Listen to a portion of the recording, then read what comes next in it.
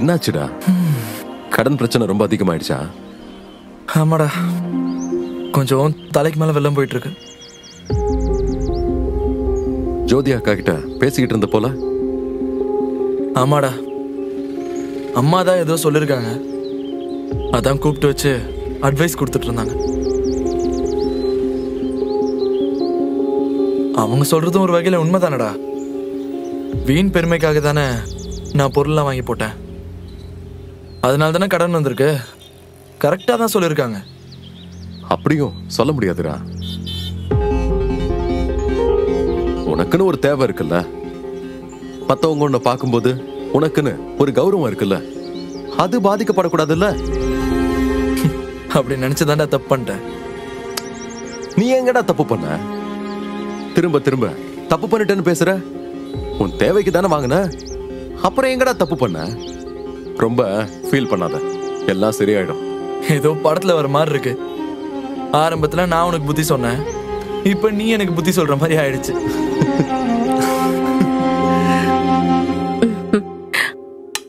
போதுமாங்க? சாம்பார் போடு.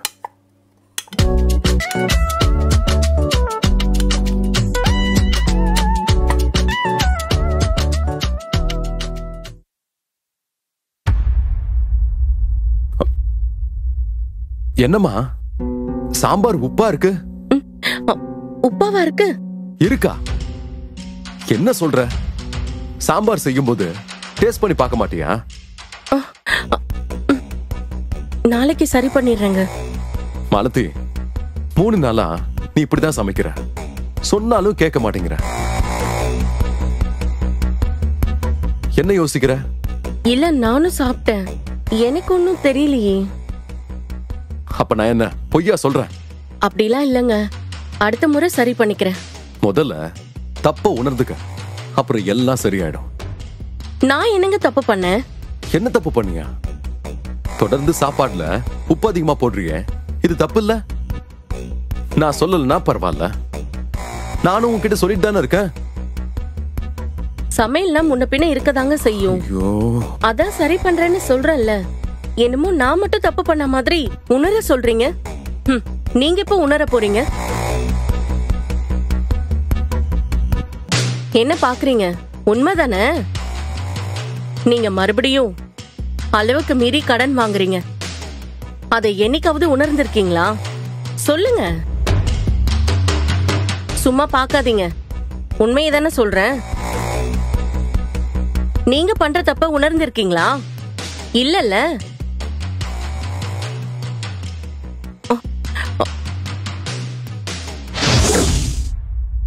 காலையில கொஞ்சம் சீக்கிரமா கிளம்பணும், எழுப்பி விட்டுரு. அதான் மொபைல் போன் இருக்குல்ல, அலாரம் வச்சு எழுந்துக்க வேண்டியதானே? அத வச்சுட்டேன், ஒரு சேஃப்டிக்கு தான் உன்கிட்ட சொல்றேன். நான் தூங்கிடாம என்ன ஒரு 4 மணிக்கு எழுப்பி விடுறீங்களா? ஒழுங்கா எழுப்பி விடு. சரி, கவலைப்படாம படுங்க, எழுப்பி விடுறேன்.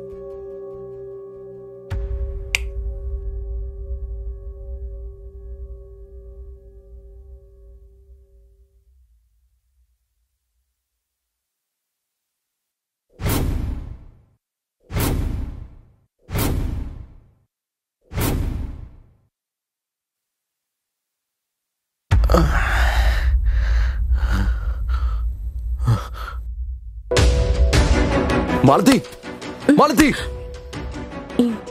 என்னங்க? என்னங்களா? உன்கிட்ட என்ன சொன்ன? காலையில எழுப்ப சொன்னல? ஆமா. மணி என்னன்னு பாரு. சாரிங்க, தூங்கிட்டேன். ஒரு வேலையும் உருப்படியா செய்யறது இல்ல. உன்கிட்ட போய் சொன்ன பாரு. என்னங்க இப்படி பேசுறீங்க? நீங்களும் அலாரம் வைக்கிறேன்னு சொன்னீங்கல்ல, எழும்பி இருக்கலாம்ல. முதல்ல தப்பு செஞ்சத உணர்ந்துக்கோ, எதிர்த்து பேசாத. நான் எங்கங்க எதிர்த்து பேசுனேன்? நான் தப்பு பண்ணனா நீங்க பண்ணதை என்ன சொல்ல? அலாரம் அடிச்சும் நீங்க எழும்பலல. இதத்தான் சொன்ன எதிர்த்து பேசுறேன்னு. உன்கிட்ட பேசணும்னு வை, எனக்கு இன்னும் லேட் ஆயிடும், நான் கிளம்புறேன்.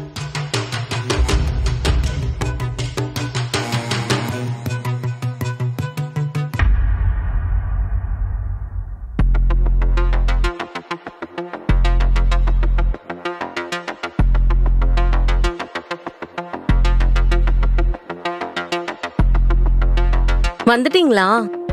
இருங்க காஃபி எடுத்துட்டு வரேன். காஃபியும் வேணாம், ஒண்ணு வேணாம். இப்ப எதுக்கு கோவப்படுறீங்க? நீ பண்ண விஷயத்துக்கு கோவப்படாம என்ன செய்ய முடியும்? இன்னைக்கு காலையில் நான் லேட்டா போனதுக்கு என்ன வேலையை விட்டு தூக்கி இருக்கணும். உன்னால நான் மீட்டிங் அட்டெண்ட் பண்ண முடியாம போயிடுச்சு. நான் என்னங்க செஞ்சேன்? திரும்ப திரும்ப என்னையே தப்பு சொல்றீங்க. ஆமா, நீ தான் தப்பு செஞ்ச. மறுபடியும் மறுபடியும் அதை சொல்லாதீங்க. அலாரம் அடிச்சு நீங்க எழும்பல, நான் என்ன செய்ய? நீ ஒண்ணுமே செய்ய வேண்டாம். செய்யாமலே எல்லாம் ஏடா கூடமா நடக்குது. அப்படி என்ன நடக்குது? எல்லாமே என்னையே குறை சொல்றீங்க. இன்னைக்கு காலையில வீட்டு கடங்காரங்க வந்துட்டு போனாங்க, அதுக்கு என்ன பதில் சொல்ல போறீங்க? இப்ப மட்டும் அமைதியா இருக்கீங்க. உங்க மேல தப்புன்னு தெரிஞ்ச உடனே வார்த்தையே வர மாட்டேங்குது.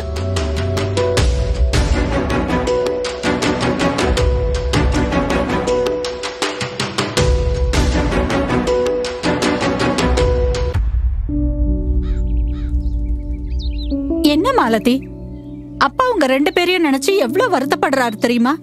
தெரியும்க்கா, அத அவர்கிட்டயும் சொல்லுங்க. ஏன் நான் என்ன செவடாவா இருக்க? ஐயோ, இப்படிதாம்மா மாத்தி மாத்தி பேசிக்கிறாங்க.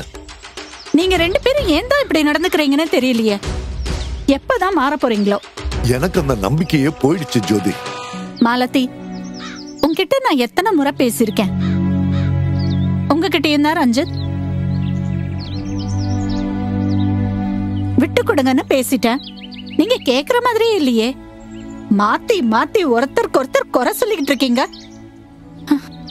என்ன பேசுறதுன்னே தெரியல.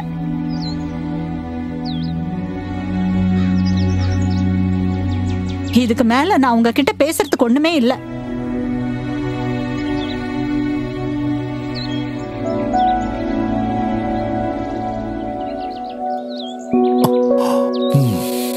இங்க பாருங்க, உங்க 2 பேர் மேலயும் தப்பு இருக்கு. தயவு செஞ்சு அதை புரிஞ்சுக்கோங்க. வேதத்துல ஒரு வசனம் இருக்கு, தன் பிழைகளை உணர்கிறவன் யார்? இப்ப 2 பேருக்கும் என்ன தேவை தெரியுமா? உங்ககிட்ட இருக்கிற தப்ப முதல்ல உணர்ந்து கொள்ளணும். நீங்க 2 பேருமே நான் தப்பு பண்ணல, அவங்க தான் தப்பு பண்ணிட்டாங்கன்னு ஒருத்தருக்கு ஒருத்தர் மாத்தி மாத்தி குறை சொல்லிக்கிட்டே இருக்கீங்க. இதுவே பெரிய தப்பு. ரஞ்சித், நீங்க பண்ண தப்பு உங்க கண்ணுக்கு தெரியலையா? ஏற்கனவே கடன் பிரச்சனையில இருந்து இப்பதான் நீங்க வெளியில வந்திருக்கீங்க. மறுபடியும் தேவையில்லாத பொருளை வாங்கி போட்டு கடனுக்குள்ள மாட்டிக்கிட்டு இருக்கீங்க.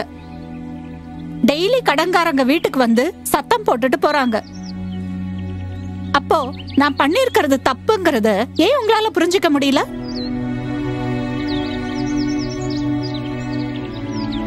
மாலதி, நீயும் வீட்டுக்குள்ள சில காரியத்துல தப்பு தானமா பண்ற, அதையே உன்னால புரிஞ்சுக்க முடியல? 2 பேரையும் சேர்த்துதான் சொல்றேன்.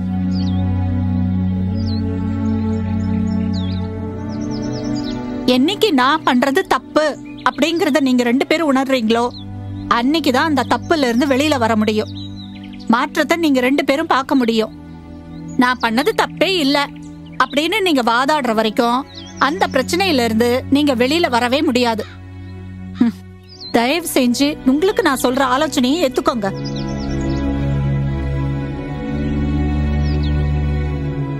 எல்லாரும் தப்பு பண்ணதான் செய்வாங்க. ஆனா அந்த தப்ப என்னைக்கு அவங்க உணர்றாங்களோ அதுக்கப்புறம் தான் அந்த தப்புல இருந்து அவங்களால வெளியில வர முடியும். அதத்தான் நானும் உங்களுக்கு சொல்றேன். நீங்க 2 பேரும் பண்ணது தப்புதான். ஆண்டவருடைய சமூகத்துக்கு போங்க. ஆண்டவரே, நான் தப்பு பண்ணிட்டேன், என் குறைகளை மன்னியுங்க. இந்த பிரச்சனையில இருந்து வெளியில வர எங்களுக்கு உதவி செய்யுங்கன்னு கேளுங்க. ஆண்டவர் கட்டாயம் உங்களுக்கு உதவி செய்வார். இதை தவிர உங்க 2 பேருக்கும் வேற வழியே இல்லை.